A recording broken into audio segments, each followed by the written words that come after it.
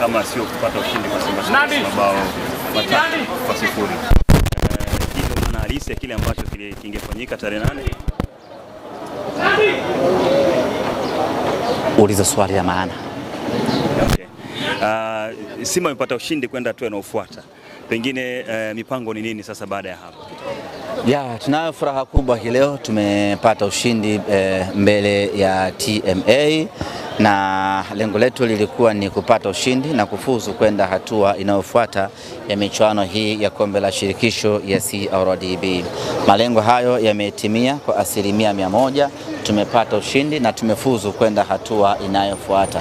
Pongezi kubwa zinakwenda kwa wachezaji wetu na benchi la ufundi kwa sababu tumetimiza malengo yetu ya kwenda hatua inayofuata.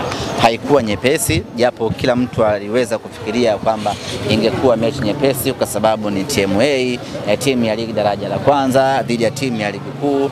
Kwa kila mmoja alikadiria kadri anavyoweza kwamba itakuwa ni mechi nyepesi, lakini kiuhalisia haikuwa mechi nyepesi, ilikuwa ni mechi ngumu na TMA wameonyesha ubora wa hali ya juu, lakini hatimaye timu bora zaidi imepata ushindi hii leo. Tumekwenda hatua inayofuata.